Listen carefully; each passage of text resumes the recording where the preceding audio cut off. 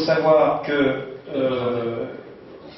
ça va probablement générer de l'emploi, bien sûr, mais ça va aussi générer des pertes d'emploi. L'abandon de 50 hectares de vignes, si 50 hectares de vignes sont arrachés, c'est autant d'hectolitres, bon, je n'ai pas le chiffre exact, mais qui ne va pas à la coopérative, donc c'est des emplois supprimés dans des coopératives. Ça, c'est un des aspects. Qu'une telle plateforme soit présente à la porte d'entrée de Clermont-Lérault,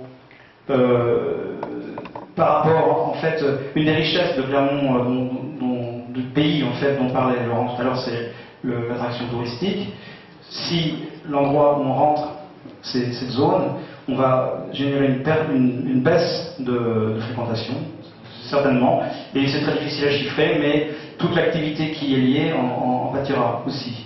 Donc ça, c'est des aspects qui sont qu'on voit pas forcément dès le départ, mais auxquels il faut penser. Et quand on parle de l'emploi, bien sûr, en face, la communauté de communes et M. Cazorla dit c'est l'emploi, ça va générer de l'emploi, et c'est la question principale, et on ne peut pas s'opposer à ça.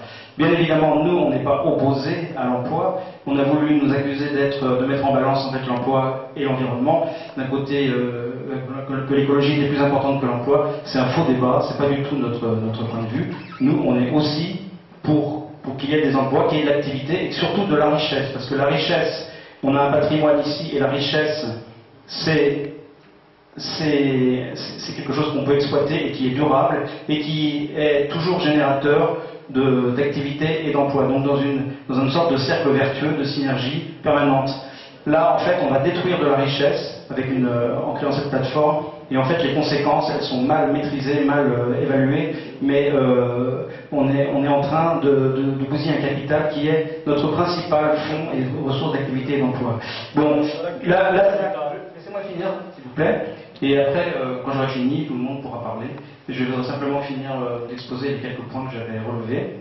Donc la ZAC, bien évidemment, ce n'est pas que Système U, c'est d'autres entreprises qui sont censées venir s'y installer. Donc on annonce à peu près 600 emplois possibles. Bon, il est évident qu'une ZAC, ça génère bien sûr de l'activité et de l'emploi. Mais le premier à s'installer, en fait, c'est une plateforme logistique. En termes de synergie, ça n'a rien de très très attractif pour d'autres entreprises. Ça serait même plutôt gênant, je dirais, pour l'activité qui pourrait être autour. Bon, mais enfin, on ne va pas polémiquer là-dessus non plus. Nous, on est porteurs, en fait, on essaye de travailler à un projet alternatif, je préfère ce mot-là que le mot contre-projet. Ce projet alternatif, il sera aussi générateur d'abord de richesse et aussi d'emploi. Et je ne pourrais pas donner de chiffres, mais peut-être que certaines personnes qui sont présentes ici qui ont plus travaillé là-dessus pourront vous en parler. Mais un projet qui vise à conserver les terres agricoles dans l'agriculture, tout en achetant éventuellement, bien sûr, les terres au prix où elles sont proposées d'être achetées par la communauté de communes. Il s'agit bien sûr d'un projet qui doit être porté par la volonté politique. C'est un projet qui consisterait à, d'une part, maintenir, si possible, la viticulture, installer aussi des cultures maraîchères, installer aussi des cultures d'arboriculture, et ça générera de l'emploi direct, et ça générera aussi de l'emploi indirect, bien sûr, par la mise en place de circuits courts, par une coopérative, par des circuits de vente qui seraient courts.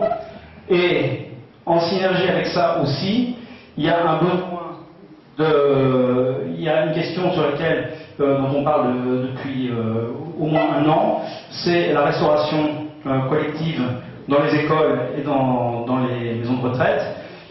S'il y a un besoin énorme, il y a une demande énorme de légumes de qualité produits par l'agriculture paysanne, bio ou au moins en tout cas locaux et bien cultivés, il y a un besoin énorme pour la population déjà, et aussi il y aura directement une clientèle directe pour ces produits-là par la restauration, par la mise en place d'une restauration pour les écoles et les maisons de retraite et autres collectivités. Ça, c'est aussi de l'emploi. Voilà, bon, je vais m'arrêter là pour l'instant.